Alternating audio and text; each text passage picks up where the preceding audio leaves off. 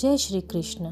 भाद्रपद कृष्ण अष्टमी को श्री कृष्ण जन्माष्टमी कहते हैं क्योंकि यह दिन भगवान श्री कृष्ण का जन्म दिवस माना जाता है।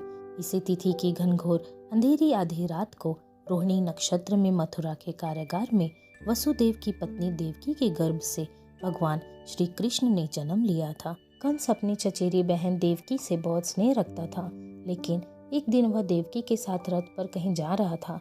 तभी आकाशवाणी सुनाई पड़ी, जिससे तू चाहता है उस देवकी का 8वां बालक तुझे मार डालेगा।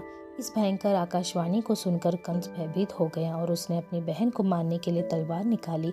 वसुदेव ने उसे जैसे तैसे समझाकर शांत किया और वादा किया कि वे अपने पुत्र उसे सौंप देंगे। पहला पुत्र होने पर जब वसुदेव कंस के पास पहुंचे तो कंस ने कहा कि मुझे तो 8वां बेटा चाहिए। बाद में नारद ने बताया कि तुम्हें मारने के लिए देवकी के उदर से स्वयं भगवान विष्णु जन्म लेंगे। तो कंस और भयभीत हो गया और उसने वसुदेव और देवकी को कैद कर लिया। बाद में कंस ने एक एक करके देवकी के 6 बेटे को जन्म लेते ही मार डाला। 7वें गर्भ में श्री शेष ने प्रवेश किया था। भगवान विष्णु ने श्री शेष को बचाने के लिए योग माया से देवकी का गर्भ ब्रजवासिनी वसुदेव की पत्नी रोहिणी के उदर में रखवा दिया। तदनंतर 8वें बेटे की बारी में श्री हरि ने स्वयं देवकी के उदर से पूर्णावतार लिया। स्वयं भगवान विष्णु ने कारागार में प्रकट होकर देवकी और वसुदेव को दर्शन देकर उन्हें उनके पूर्व जन्म की तपस्या के बारे में बताया था और उसे के फल स्वरूप हेतु पूर्व जन्म में ही उनके यहाँ 3 बार अवतार लेने का वचन भी दिया था। वचनानुसार विष्णु जी देवकी माता से कहते हैं कि पहले जन्म में वृष्णि गर्भ के नाम से आपका पुत्र हुआ। फिर दूसरे जन्म में जब आप देव माता आदिति थी तो मैं आपका पुत्र उपेंद्र था।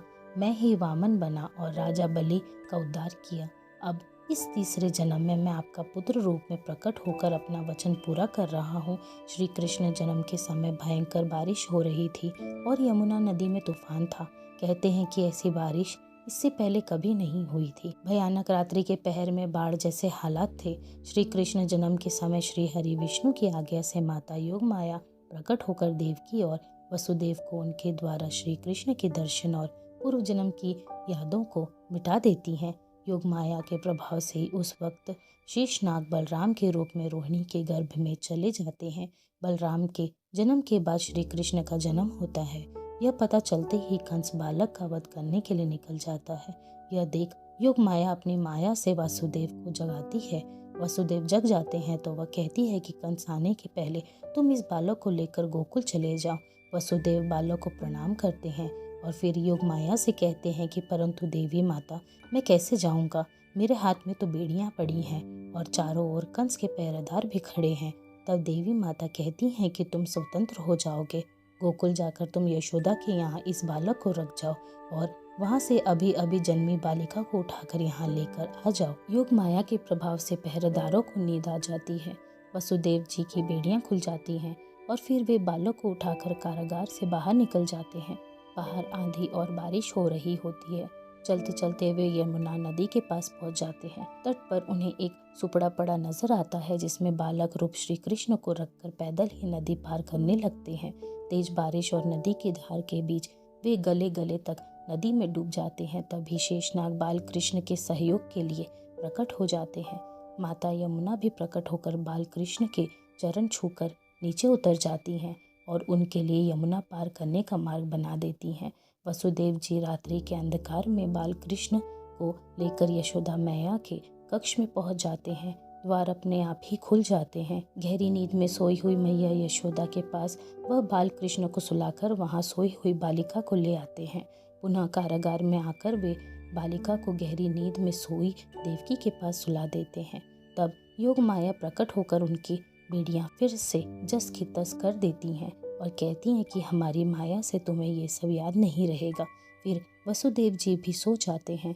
उधर योग माया के प्रभाव से यशोदा और उनके पति नंद राय यह समझते हैं कि यशोदा के यहाँ पुत्र का जन्म हुआ है। बाद में कंस को पता चलता है कि देवी ने फिर एक बच्चे को जन्म दिया है, तो वह कारागार में उसका वध करने के लिए पहुंच जाता है। कारागार में पहुंचकर वह देवकी से पूछता है कि क्या ये लड़की है। देवकी कहती है हाँ भैया। तब वह कहता है झूठ, इस बार लड़की कैसे हुई? आकाशवाणी झूठ नहीं हो सकती। उसने 8वें पुत्र की बात कही थी, फिर लड़की कैसे आ गई? अवश्य लड़का हुआ होगा, कहाँ छिपा दिया है तुमने। तब वासुदेव कहते हैं कि जब मेरी आँख खुली तो मैंने इसी बालिका को देखा। मैं सत्यवादी हूँ और कभी झूठ नहीं बोलता। यह सुनकर कंस कहता है कि हाँ, तो ये भी विष्णु की एक चाल है जिससे मेरी मति भ्रमित हो जाए। चाहे वह कुछ भी कर ले, लेकिन मुझे मेरे लक्ष्य से हटा नहीं सकता। चाहे किसी भी रूप में आ जाए, वह मेरे हाथों नहीं बच सकता। यह कहकर कंस बालिका को देवी के हाथ से छुड़ाता है। वह कन्या को एकांत में ले जाकर एक भूमि पर पटक कर मारने ही वाला रहता है कि वह कन्या उसके हाथ से छूटकर आकाश में उड़ जाती है और आकाश में योग माया प्रकट होकर हंसने लगती हैं। यह देखकर कंस भयभीत हो जाता है। फिर योग माया कहती है कि रे मूर्ख, मुझे मारने से तुझे कुछ नहीं होगा। तुझे मारने वाला तो कोई और है और इस धरती पर जन्म भी ले चुका है। वह तेरा संहार करेगा। हे मंद बुद्धि दुष्ट, तू व्यर्थ बिचारी देवकी को कष्ट न दे और निर्दोष दीन एवं असहायों की हत्या न कर। यह कहकर योग माया अदृश्य हो जाती है। कंस घबराकर वहां से चला जाता है और फिर वह कृष्ण की तलाश करने के लिए सभी गांव के बच्चों का वध करने का आदेश दे देता है और आखिर में कंस का वध श्री कृष्ण के हाथों ही होता है।